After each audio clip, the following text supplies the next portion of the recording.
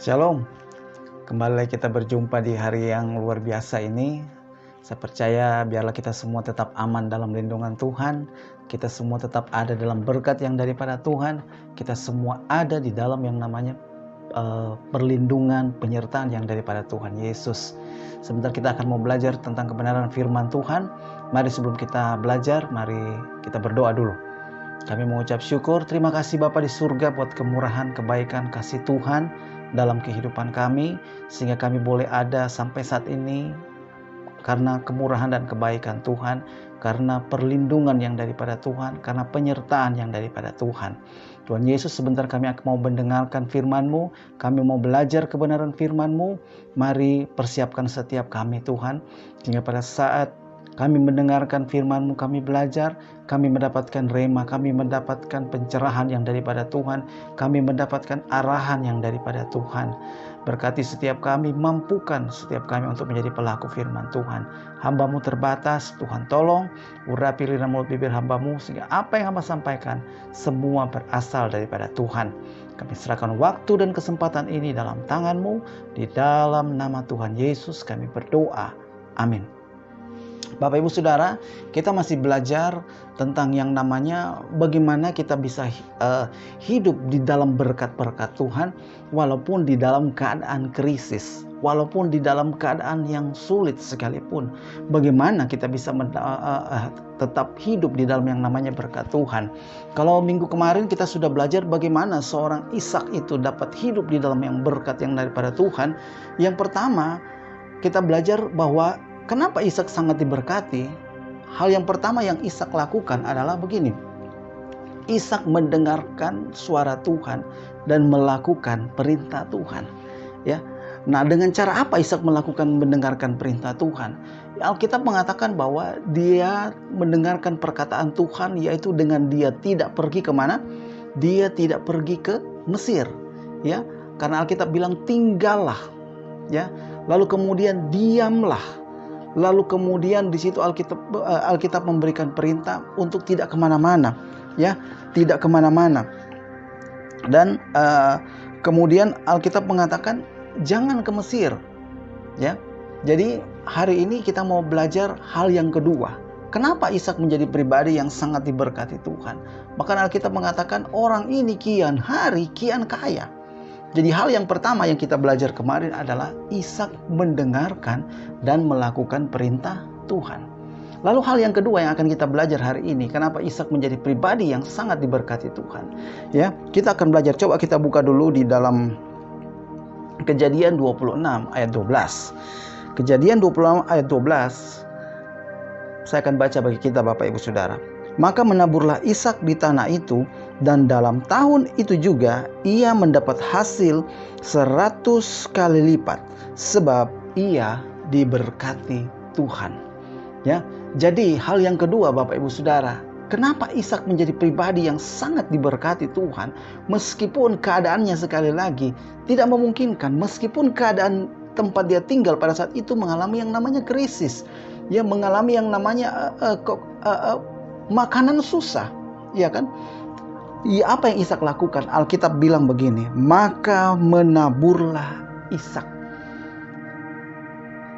Jadi hal yang kedua Bapak Ibu Saudara, kalau engkau mau mengalami yang namanya terobosan di dalam kehidupanmu, baik dalam keuanganmu, baik apapun itu dia, semua yang berkaitan erat dengan yang namanya hidup di dalam berkat Tuhan. Alkitab mengatakan begini, engkau harus menabur. Ya, sekali lagi, engkau harus menabur.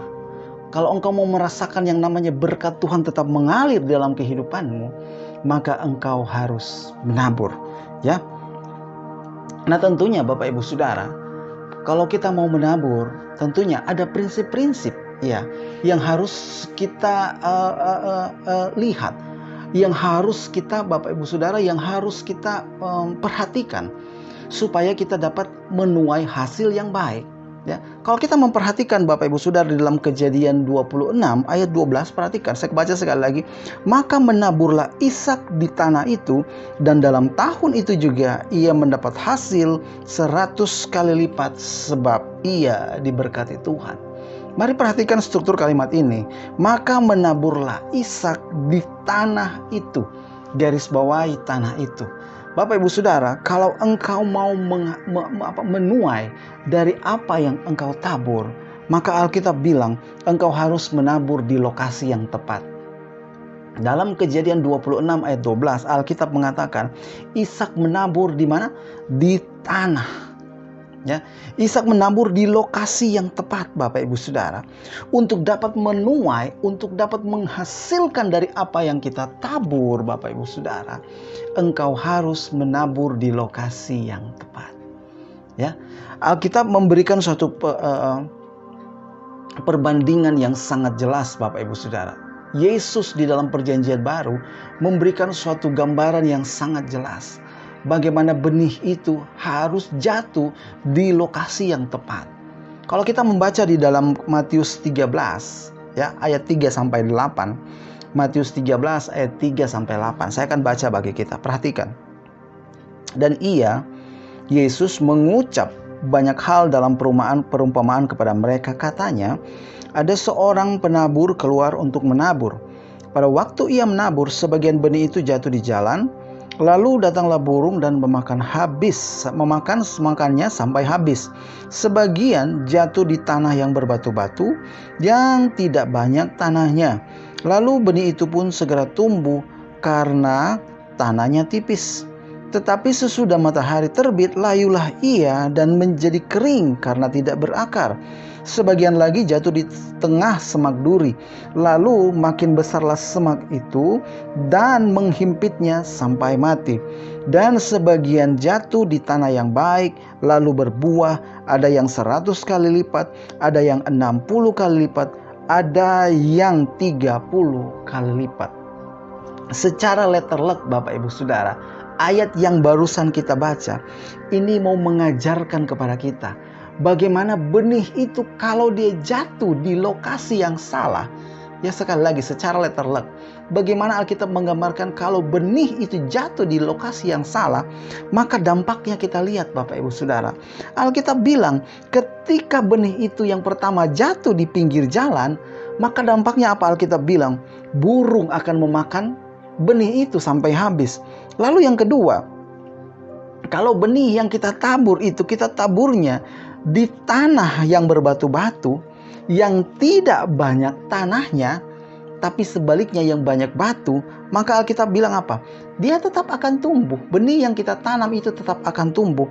Tapi apa Alkitab bilang?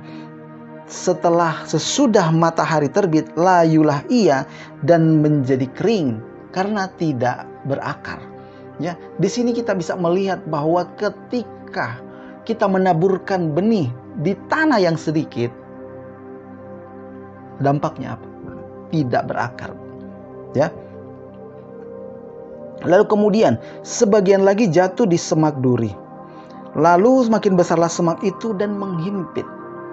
Nah, di dalam ayat yang terakhir dikatakan begini, dan sebagian jatuh di tanah yang baik lalu berbuah. Ya, Alkitab bilang ketika dia jatuh di tanah yang tepat, ketika benih itu jatuh di lokasi yang benar, maka Alkitab bilang begini, maka dia akan menuai hasil. Ada yang 100 kali lipat, ada yang 60 kali lipat, ada yang 30 kali lipat. Bapak Ibu Saudara, hal yang pertama, kalau kita mau menuai di tengah krisis, kalau kita mau menuai di tengah pandemi ini, Bapak Ibu Saudara, maka engkau harus belajar untuk apa? Menabur di lokasi yang tepat. Ya, dalam hal ini Alkitab bilang kalau kita menaburkan benih padi, maka benih padi itu harus ditaburkan di mana? Di lokasi yang tepat, Bapak Ibu Saudara. Di tanah yang subur. Oke? Oke, kita lanjut Bapak Ibu Saudara. Lalu kemudian coba kita baca kembali ya.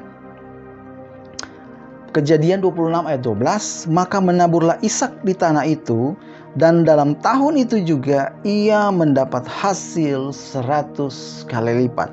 Ya, Alkitab mengatakan apa? Ia mendapatkan hasil 100 kali lipat. Garis bawahi kata ini, dalam tahun itu ia mendapatkan 100 kali lipat. Nah, tentunya sekali lagi, prinsip yang kedua, tadi prinsip yang pertama harus menabur di mana? harus menabur di tanah yang tepat, harus menabur di tanah yang subur, ya. Untuk dapat menuai, prinsip yang kedua, kita harus apa Bapak Ibu Saudara? Ya, tentunya untuk dapat hasil yang banyak, benih yang ditabur adalah benih yang baik. Dan benih yang ditaburkan sekali lagi juga harus banyak. Ya, sekali lagi, untuk bisa mendapatkan hasil yang maksimal, benih yang engkau tabur Bapak Ibu Saudara, sekali lagi, benih itu harusnya banyak. Ya, Alkitab memberikan suatu perbandingan di dalam 2 Korintus 6, ya, 2 Korintus 9 ayatnya ke-6. Sekali lagi, Alkitab memberikan suatu perbandingan di dalam Perjanjian Baru, yaitu di dalam 2 Korintus 9 ayatnya ke-6. Dikatakan begini, camkanlah ini, orang yang menabur sedikit akan menuai sedikit juga, dan orang yang menabur banyak akan menuai banyak. Ya, sekali lagi Bapak Ibu Saudara, di dalam yang namanya menabur, ini ada prinsip Bapak Ibu Saudara. Ya, dan Alkitab sudah menggambarkan dengan jelas. Ketika orang menabur sedikit, maka hasil yang didapatkan juga Bapak Ibu Saudara, hasil yang dituai otomatis pasti sedikit. Kalau kita berkaca kembali lagi di dalam Kejadian 26 ayat 12, Alkitab bilang, maka dalam tahun itu juga ia mendapatkan 100 kali lipat. Ini karena apa? Karena Ishak menabur banyak Bapak Ibu Saudara. Prinsip ini tidak bisa dibantah. Prinsip ini sekali lagi tidak bisa dikesampingkan.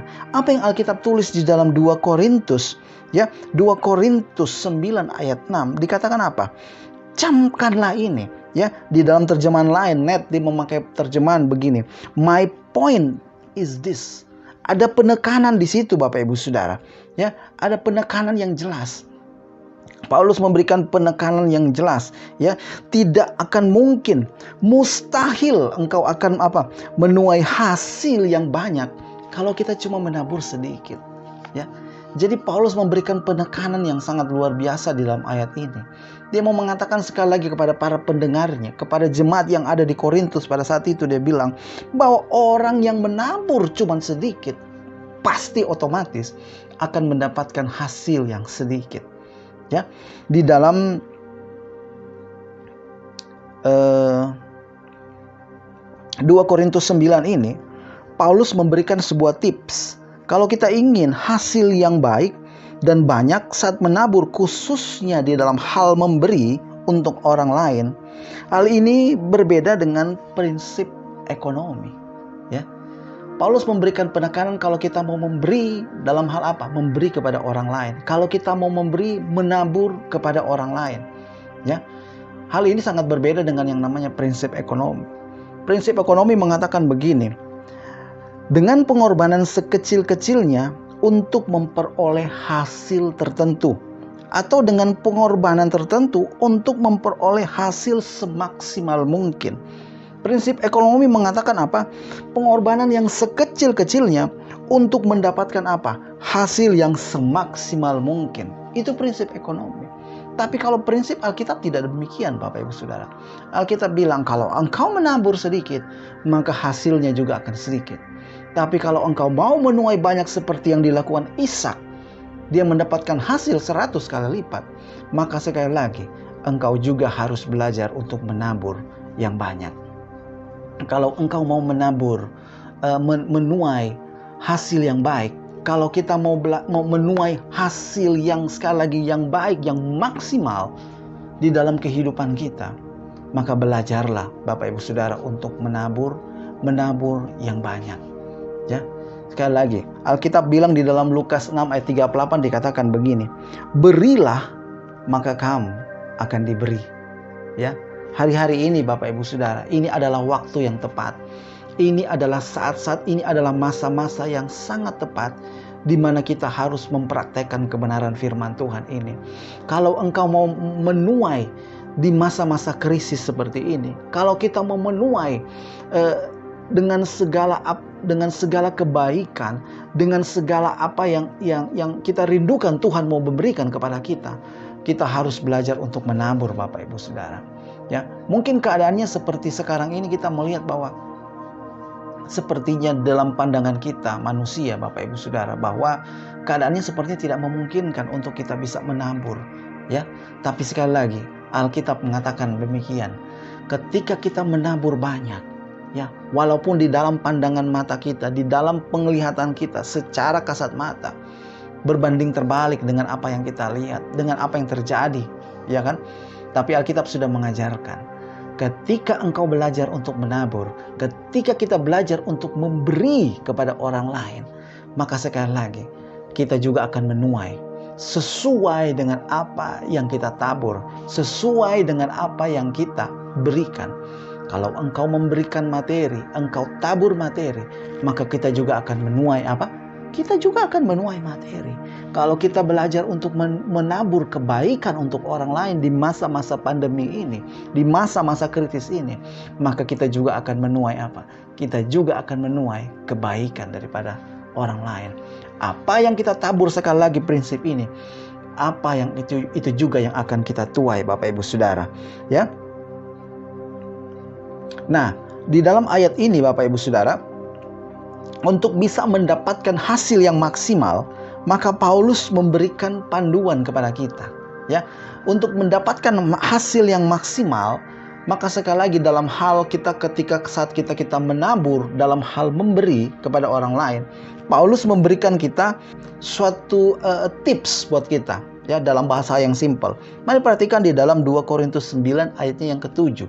Dikatakan begini, hendaklah masing-masing memberikan menurut kerelaan hatinya, jangan dengan sedih hati atau karena paksaan, sebab Allah mengasihi orang yang memberi dengan sukacita. Ya. Jadi Bapak Ibu Saudara, di dalam ayat ini kita bisa melihat dengan jelas bagaimana ketika kita mau menabur, ya, kita juga harus melihat ada tips yang Paulus berikan di dalam 2 Korintus ini, Bapak Ibu Saudara. Dalam 2 Korintus 9 ayat 7 ini. Apa tipsnya? Tip yang pertama, ketika kita mau menabur, yang perlu kita perhatikan adalah kita harus memberi menurut kerelaan hati. Ya. Sekali lagi, ketika engkau mau memberi kepada orang lain, ketika kita mau menabur kepada orang lain, Rasul Paulus mengajarkan begini. Hal yang pertama yang harus kau perhatikan adalah memberi dengan kerelaan hati. Ya, harus dengan rela hati, ya. Saya menggarisbawahi kata hati di sini, Bapak Ibu Saudara, ya. Kata hati ini di sini dipakai kata kardia, ya. Kardia. Nah, salah satu pengertian daripada kata kardia ini, pengertiannya adalah karakter. Untuk menjadi pribadi yang suka memberi dengan rela hati, untuk menjadi pribadi yang suka memberikan dengan tulus tanpa pamrih, tentunya ini dihasilkan dengan yang namanya proses. Untuk menjadi pribadi yang suka memberi tanpa pamrih, untuk menjadi pribadi yang suka memberi kepada orang lain, ini bukan muncul begitu saja, Bapak Ibu Saudara. Ini terjadi by proses, Bapak Ibu Saudara, ya. Nah, tentunya proses ini terbentuk dari apa? Yang pertama, proses ini terbentuk dari kebiasaan. Ya, kalau kita sudah belajar dari sejak dini, kalau kita sudah belajar dari sejak awal, ya, kita menjadi pribadi yang suka memberi kepada orang lain tanpa yang namanya embel-embel.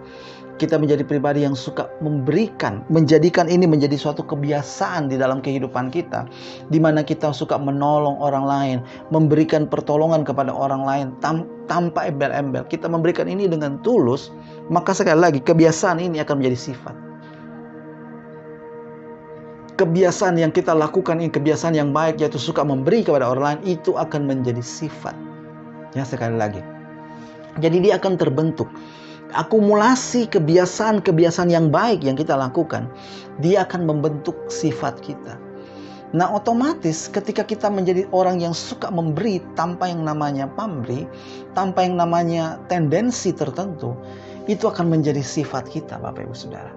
Nah, ketika itu sudah menjadi sifat, lalu kemudian kita ketika sifat itu sudah terbentuk, Bapak Ibu Saudara, lama-kelamaan sifat-sifat yang baik, sifat-sifat yang suka menolong orang lain, sifat-sifat yang suka memberikan kepada orang lain tanpa ada yang namanya tendensi tertentu, itu akan membentuk yang namanya karakter. Ya. Nah, karakter itu Bapak Ibu Saudara, sekali lagi itu tidak bisa dibohongi. Orang yang baik itu Bapak Ibu Saudara, dia akan muncul secara alamiah. Ya, dia akan tergambar dari potret dirinya Bapak Ibu Saudara. Kenapa? Sekali lagi, yang namanya orang yang suka memberikan itu sudah menjadi karakter dalam kehidupannya, itu orang lain bisa menilai Bapak Ibu Saudara. Dan kebiasaan itu sekali lagi itu terbentuk apa? Terbentuk dari by proses. Orang akan melihat, orang tahu, oh si A memang kebiasaannya dia. Memang dia pribadi yang suka menolong orang lain. Oh si B, dia memang suka menolong orang lain. Dia tidak tahan ketika ada melihat orang lain itu menderita. Orang akan melihat, kenapa? Karena kita melakukan itu senantiasa. Bukan tiba-tiba. Ya, sekali lagi. Lalu kemudian, ketika itu sudah menjadi karakter, itu sudah tidak akan bisa hilang Bapak Ibu Saudara. Sesuatu hal yang sudah menjadi karakter, itu artinya dia sudah menjadi mendarah daging dalam kehidupan kita. Itu sudah menjadi gaya hidup kita. Menjadi pribadi yang suka menolong orang lain. Menjadi pribadi yang suka menabur kepada orang lain. Tanpa ada yang namanya tendensi. Jadi kata kerelaan hati ini Bapak Ibu Saudara sekali lagi. Kita memberikan tanpa ada yang namanya sekali lagi maksud tertentu. Tapi kita memberikan, kita menolong orang lain, kita menabur untuk orang lain. Karena apa? Karena memang kita mengasihi orang lain. Ya. Lalu hal yang kedua, prinsip apa yang Paulus ajarkan lagi? Tips apa yang Paulus ajarkan lagi? Di dalam 2 Korintus 9 ayat 7 dikatakan begini. Yang pertama, hendaklah masing-masing memberikan menurut kerelaan hatinya. Lalu yang kedua, jangan dengan sedih hati. Ya, Paulus bilang, kalau engkau mau menabur, kalau engkau mau memberikan kepada orang lain, kalau engkau mau menolong orang lain, Paulus bilang apa? Jangan sedih hati. Ya, kata sedih hati itu dari dua kata Bapak Ibu Saudara, yaitu exlope. Ya, exlope. Ya, ex itu artinya Bapak Ibu Saudara keluar. Yope itu artinya kesedihan, rasa sakit, ya, kesengsaraan. Jadi jangan kita melakukan hal untuk menolong orang lain. Jangan kita melakukan suatu hal ya sekali lagi mau menabur kepada orang lain. Tapi kita lakukan ini karena apa? Karena kita karena didasarkan atas dasar kesedihan. Didasarkan karena rasa sakit. Didasarkan karena apa? Kesengsaraan. Bukan karena itu Bapak Ibu Saudara. Ya. Tapi Paulus bilang ketika engkau mau memberi, ya, harus apa? Dengan sukacita. Ya. Jangan dengan berat hati ketika kita mau menabur untuk orang lain.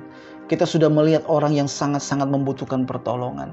Tapi kita memberikan itu hanya karena apa? Hanya karena kita terpaksa. Tidak. Rasul Paulus mau mengajarkan kita harus memberi kepada orang lain. Kita harus menabur kepada orang lain. Karena dengan apa? Kita harus melakukan dengan sukacita. Lalu kemudian Paulus bilang apa? Yang terakhir dia katakan begini. Jangan karena apa? Paksaan. Ya. Tips yang berikut yang Paulus katakan. Jangan karena apa? Jangan karena paksaan. Ya. Kata paksaan ini Bapak Ibu Saudara itu dipakai kata anangkai. Ya, maksudnya memberi karena dipaksa oleh keadaan. Ya, memberi karena dipaksa oleh keadaan, memberi karena berada di bawah paksaan. Nah, ini lagi Paulus memberikan warning kepada kita Bapak Ibu Saudara. Jangan kita menabur kalau dalam keadaan seperti itu. Jangan kita menabur hanya karena apa? Hanya karena kita berada di dalam yang namanya paksaan. Hanya karena kita dipaksa oleh keadaan. Bukan seperti itu. Tapi Paulus menutup ayat ini dengan ini Bapak Ibu Saudara. Dia mengatakan apa? Ya. Sebab Allah mengasihi orang yang memberi dengan sukacita. Ya. Sekali lagi, landasan kenapa kita mau memberi, landasan kenapa kita mau menabur Bapak Ibu Saudara. Sekali lagi, ya harusnya sukacita. Ya. Sukacita. Sukacita untuk menolong orang lain. Sukacita untuk memberi kepada orang lain tanpa sekali lagi paksaan. Tanpa karena perasaan sedih. Tanpa yang namanya kita harus didorong-dorong untuk memberikan kepada orang lain. Tidak. Tapi landasan yang Paulus berikan kepada kita, Bapak Ibu Saudara, kalau kita mau menabur, kalau kita mau menuai hasil yang maksimal, maka sekali lagi Paulus memberikan arahan buat kita. Yang pertama dia bilang apa? Harus dengan rela hati. Jangan sedih hati dan jangan terpaksa. Saya percaya kalau kita melakukan apa yang Rasul Paulus katakan ini, maka kita akan menuai hasil yang apa? Hasil yang maksimal, Bapak Ibu Saudara. Jadi dari hal ini kita bisa mendapatkan satu pelajaran. Ya, pelajaran yang luar biasa. Kalau kita kembali kepada kisah daripada Ishak, ya, tentunya kenapa sekali lagi dia bisa mendapatkan hasil yang luar biasa. Sekali coba kita kembali kepada Kejadian 26 ayatnya yang ke-12. Perhatikan. Maka menaburlah Ishak di tanah itu, dan dalam tahun itu juga ia mendapat hasil 100 kali lipat, sebab ia diberkati Tuhan. Nah, prinsip yang terakhir Bapak Ibu Saudara, ya. Tadi kita sudah belajar bagaimana supaya kita dapat menghasilkan hasil yang maksimal, supaya kita bisa tetap hidup di dalam yang namanya berkat Tuhan meskipun keadaannya itu krisis. Bagaimana kita tetap bisa merasakan yang namanya pemeliharaan Tuhan meskipun yang namanya krisis sedang di depan mata kita, seperti Tuhan memelihara Ishak. Maka saya percaya ketika kita melakukan apa yang Alkitab katakan, maka sekali lagi kita juga akan merasakan yang namanya berkat-berkat Tuhan. Hal yang paling penting Bapak Ibu Saudara, kenapa Ishak bisa menghasilkan hasil yang luar biasa? Kenapa Ishak bisa tetap hidup di dalam berkat-berkat yang daripada Tuhan? Ya, Alkitab mengatakan di dalam ayat 12, Alkitab bilang begini, sebab ia diberkati Tuhan. Ini adalah hal yang penting Bapak Ibu Saudara. Ya, ini adalah hal yang sangat-sangat penting. Ini adalah bagian yang sangat penting saat kita menabur, adalah bagaimana Tuhan yang memberkati segala sesuatu yang kita lakukan. Bagaimana Tuhan turut campur tangan. Ya. Rasul Paulus di dalam 1 Korintus 3 ayatnya yang ke-6 dan 7. Aku menanam, Apolos menyiram, tetapi Allah yang memberikan pertumbuhan. Karena yang penting bukanlah yang menanam atau yang menyiram, melainkan Allah yang memberi pertumbuhan.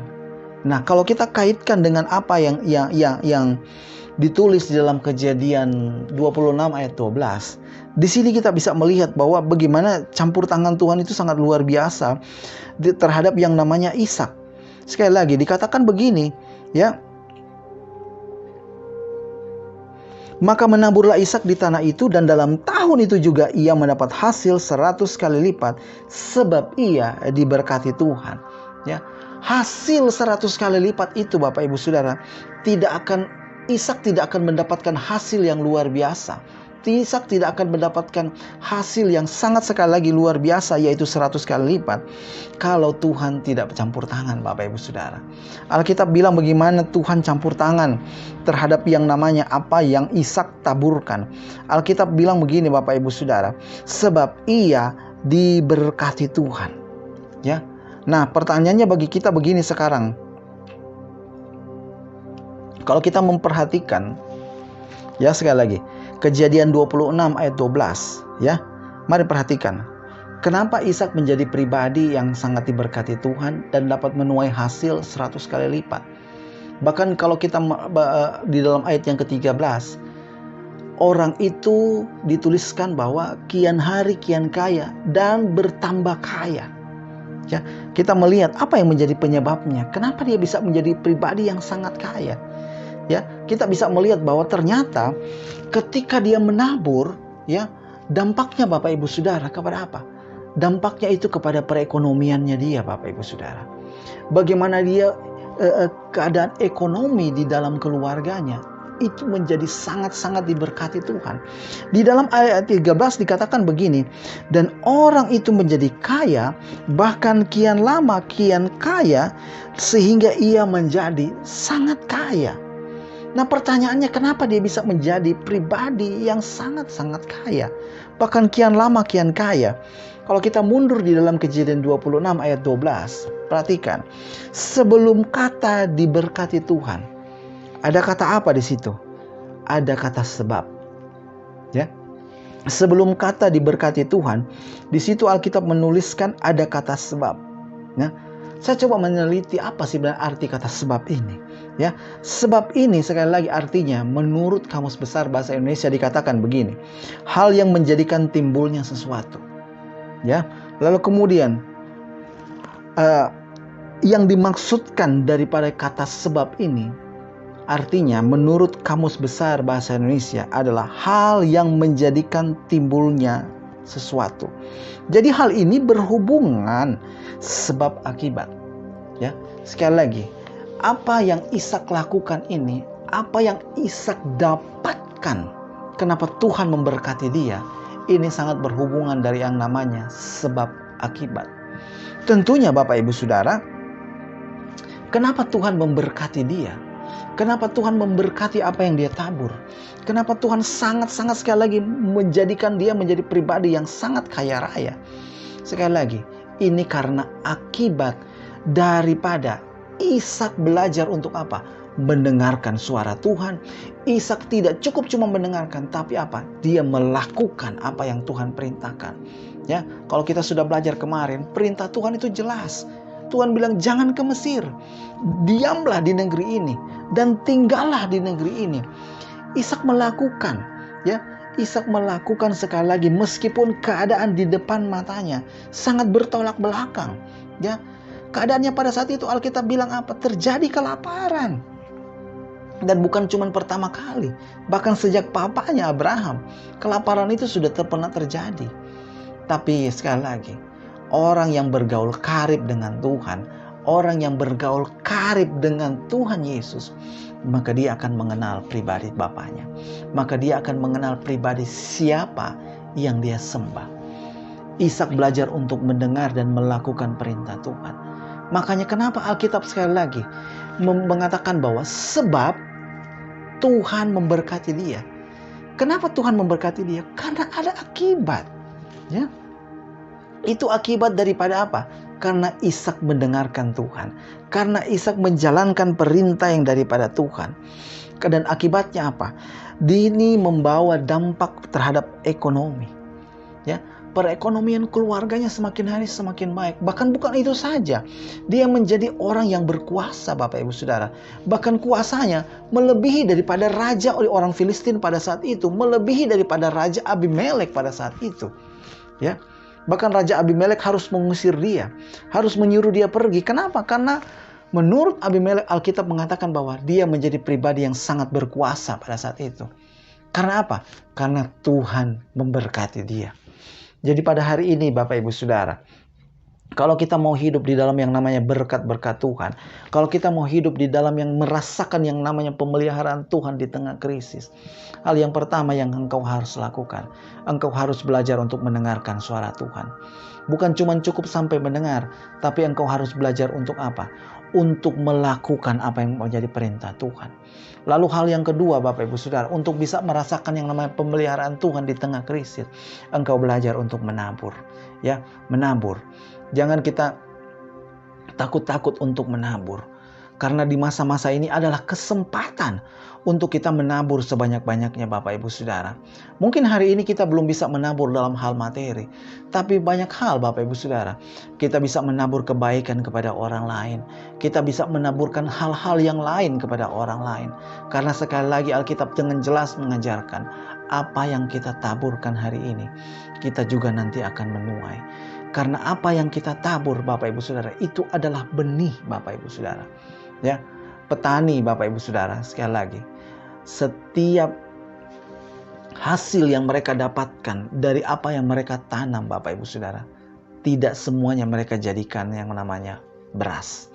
Tidak semuanya mereka jadikan itu untuk dimakan. Tapi ada sebagian yang disimpan untuk dijadikan apa? Benih, yaitu padi. Demikian juga kita Bapak Ibu Saudara. Kalau kita mau menuai di masa-masa krisis, maka Alkitab bilang engkau harus belajar menabur. Ya, jangan kita melihat sekali lagi keadaan sekelilingmu. Jangan engkau memakai sekali lagi rasiomu. Jangan engkau berpikir seperti itu, Bapak Ibu Saudara. Ya, jangan engkau menggunakan sekali lagi prinsip ekonomi. Ya, di mana menabur sedikit untuk dapat menghasilkan yang namanya hasil yang maksimal. Tapi Alkitab mengajarkan, kalau kita menabur yang banyak, maka kita juga akan mendapatkan hasil yang banyak. Kalau kita belajar untuk menolong orang lain, memberikan orang lain dengan tanpa yang namanya paksaan, tanpa yang namanya pamrih, tapi kita melakukan dengan yang namanya sukacita, maka sekali lagi kita juga akan menemui hasil yang luar biasa, walaupun di tengah krisis.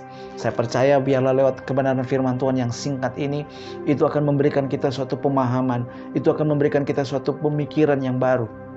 Saya percaya biarlah kita mendapatkan suatu rema yang daripada Tuhan lewat kebenaran firman Tuhan hari ini. Shalom.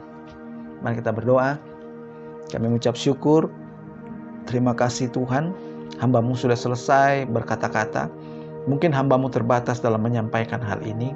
Tapi Engkau Roh Kudus, Guru besar kami, biarlah Engkau sendiri yang terus mengajar kepada kami. Bagaimana kami harus belajar menabur di tengah krisis. Bagaimana kami harus memberi, menolong orang lain tanpa pamrih. Karena kami percaya pada suatu waktu juga apa yang kami tabur, itulah juga yang akan kami tuai. Berkati setiap anak-anak-Mu dimanapun mereka berada. Jaga, lindungi mereka, sertai mereka dimanapun mereka berada. Yang butuh pertolongan Tuhan, tolong mereka. Yang sakit Tuhan jamah, pulihkan, sembuhkan di dalam nama Tuhan Yesus. Bilur-bilur Yesus sembuhkan mereka. Dan sekali lagi yang membutuhkan terobosan dalam perekonomian keluarga mereka, Tuhan juga menolong menjamah di dalam nama Tuhan Yesus. Terima kasih, kami mengucap syukur. Kami serahkan semua keberadaan kami sekali lagi. Biar kami semua tetap aman dalam lindungan Tuhan, ada dalam pemeliharaan Tuhan. Di dalam nama Yesus kami berdoa, kami mengucap syukur. Amin. Tetap percaya kepada Tuhan. Jangan pernah tinggalkan kepercayaanmu kepada Tuhan. Tetap yakin, karena saya percaya suatu saat apa yang kita minta, apa yang kita gumuli, kita juga akan menerimanya. Kita juga akan menerima upah. Dan juga tetaplah belajar untuk menabur. Shalom.